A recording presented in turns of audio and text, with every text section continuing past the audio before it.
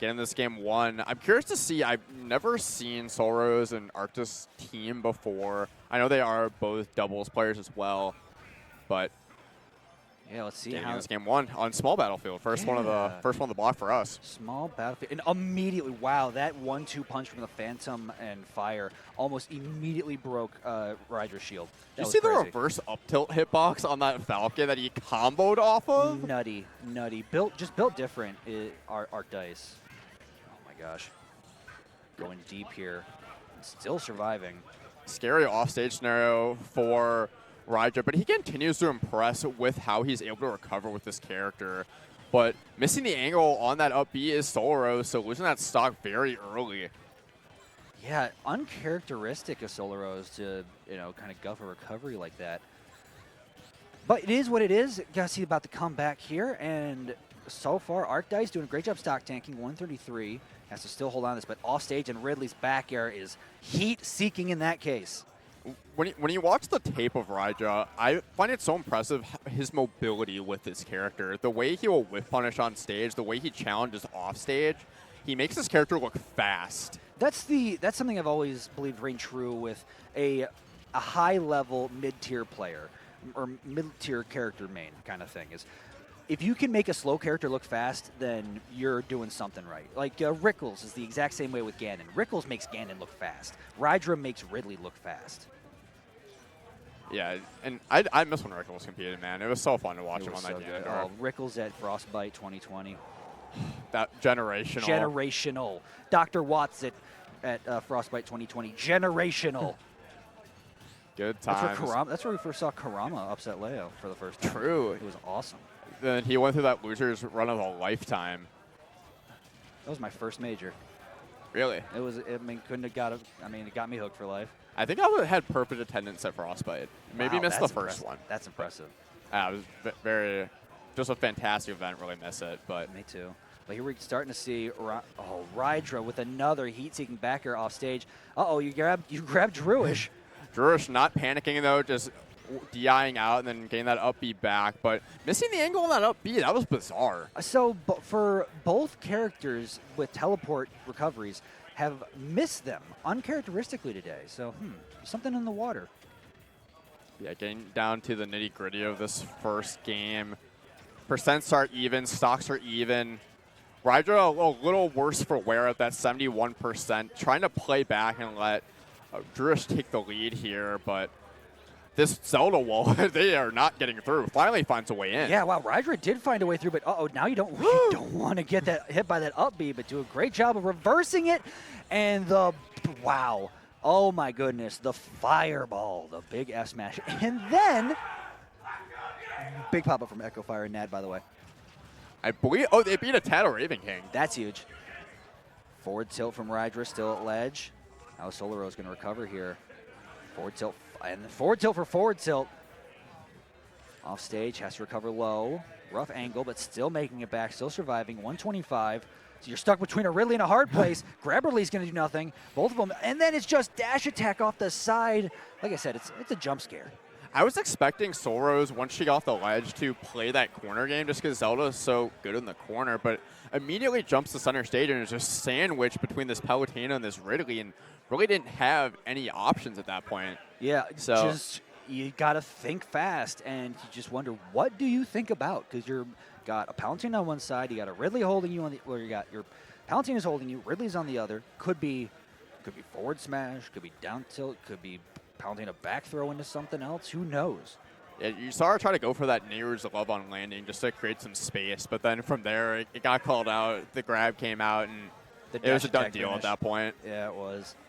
But what was a very close game one, honestly, should have been in the Solarose Arctice favor. You saw when Arctice lost that stock super early to the forward smash, he went for the beefy up B to try to punish a Ridley ledge trap.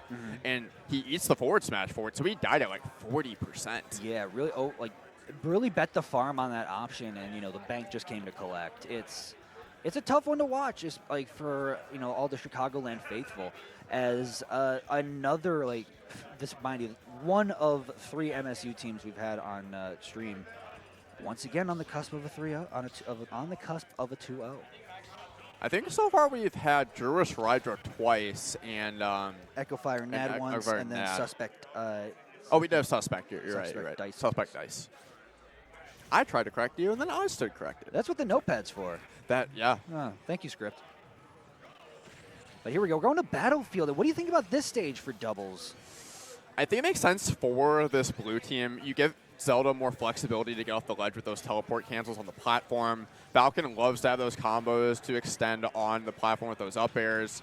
And it just gives them better disadvantage in general. So I feel like both these teams also just like the same stages, so I don't know if it necessarily matters that much. I think all these characters benefit quite a bit from platforms in one way, shape, or form.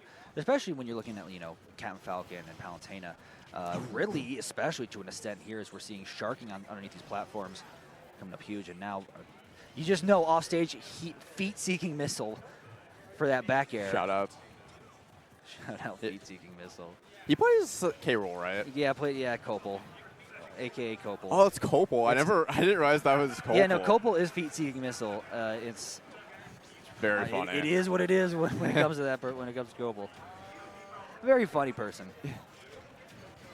Oh my gosh! Everybody dies. And that was both of the blue team there. Wow, yeah. Twofer. Yeah. They hit the double. Just stocks exploding left and right now. You saw Arctice find that down tilt, but now Drewish the only one left on his first stock.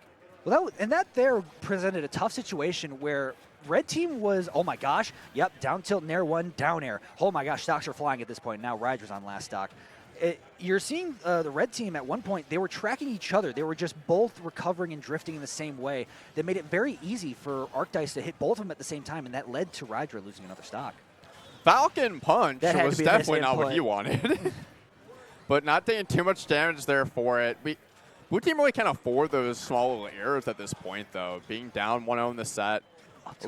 Climbing in percent here, but Rydra also trying to play very mindful, only has this one stop, but I cannot believe he didn't bonk at that angle. Yeah, me too. Especially on that left side of Battlefield, it's notorious for getting you stuck under more often than the right side. Absolutely. And then got a full side B on Arctice, made it through the bonk, and then got, oh my gosh, has to air dodge through the fireball, still making it back. You're seeing both these players, Solarose and Ridley on the and Rydra on these uncommon characters, really pushing it both ways. You saw that edge guard that ultimately Rydra made it back from, but just so much percent. But getting that lightning kick out of shield and losing his last stock. So yeah, wow. Drewish at one stock, 90%.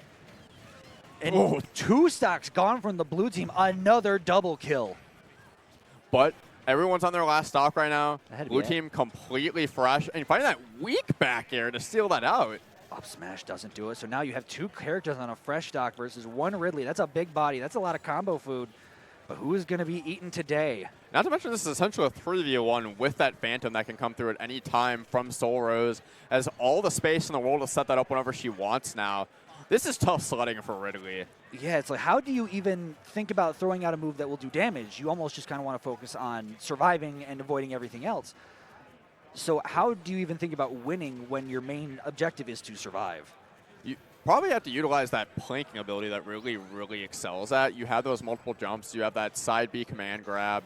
Oh, can't really afford to be on stage right now. And you see, at this point, you got to start taking some bigger risks, like that forward smash that's just not paying off. So now 124, 41, and 18 on Solarose's part.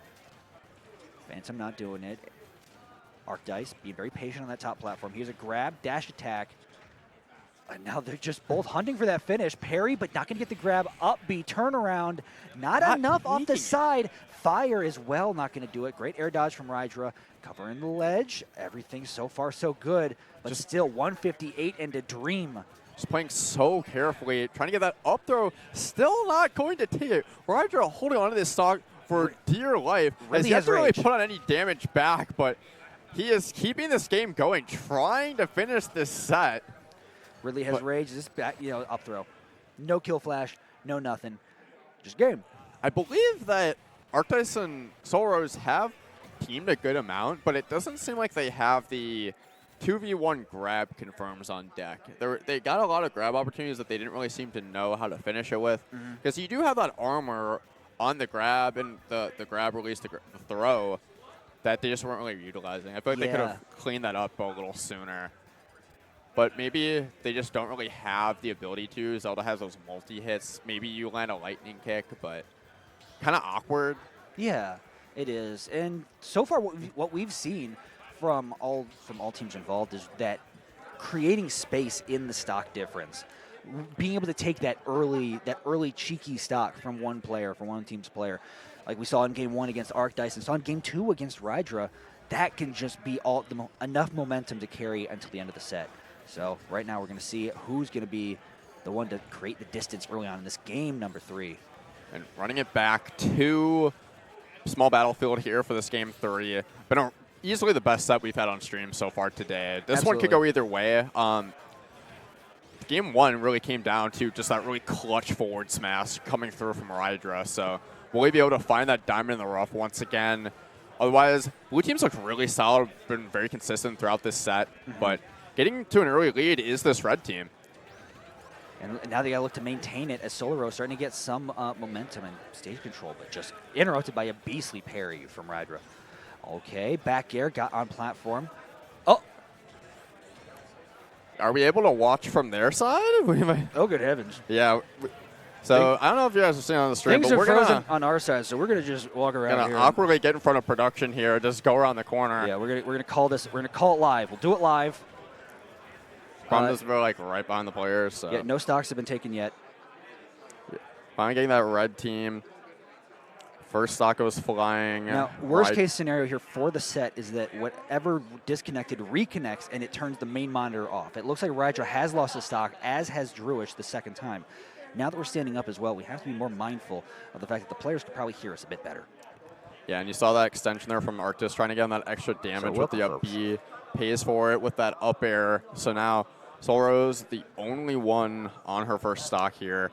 Welcome, folks, to golf commentary at Midwest Battlegrounds for this doubles match, this final. Actually, and never mind, we're back to it. We're back to it. Get back in, lock in, send it, send it, send it. Here we go, folks. Getting into mainstream again. You have no idea how excited I was to do golf commentary there. I mean, we still can. No, it's game 3. This is a good set. We don't want. Yep. Oh my gosh, Solarose. Now I have to assume Solarose last stock. I think she's on her second because she was the only one on 3 stocks still. Okay. So I think she has 2. Soft knee is going to be enough to interrupt really forward air. That's crazy. 3 people going for the ledge at the same time. These guys are living off stage right now. Typically, we're getting the down throw knee. Go good gracious. That's a massive for the blue team. Massive for the blue team. And now another massive backer from the red team, as I still think Solarose has 2 stocks remaining. And red team has 2 total. Yeah, this is tough for the red team now. Still very healthy on these last stocks, but blue team just been so consistent with finding that damage. Solarose doing such a great job holding on these stocks. Playing so evasive, like that turnaround up tilt into the Phantom was fantastic. And now that it looks like the red team's starting to wake up a bit more as they're putting a lot more pressure on the blue team, especially in these tech situations. Has a good parry on the Phantom. Rydra rolling back, putting the pressure on Solarose, but Drewish again, going off stage. Gets the forward tilt 2-frame. And Solarose now on last stock. So last stock for all gamers in this game number 3. Footstool onto Arctice, rolls in, up smash, you're gone. Now it's just Solarose versus Drewish and Rydra. What can the Zelda do? Forward air off stage, another one. Trying to recover here. He does get back to ledge, has the angle. Elevator to center stage. How is Zelda going to get another forward air? Looking for the string here. And just what do you do here? Do you stay in the corner? Do you try to get that Phantom out? Zelda just struggles in these 2v1 scenarios, and red team's doing just such a good job of not giving her any chance to set up. It's the same thing that happened last game with Rydra. How do you get around this when you're not the best solo character? And you got to be able to take 2 stocks. Okay, you got to be able She's to doing a really good job, though. Gets that fadeaway forward smash. A lot from Zelda will kill now. A lightning kick would kill either of these characters. She's doing a great job of just holding the majority of the stage. Yeah. Blue team's been getting pushed back, but finally finds that dash attack. Nair into back air, the 1-2, and Rydra and Drewish take it over Solarose 2-1. Extremely close set there. Fantastic from both teams. I expect to see more of Solarose Arctice throughout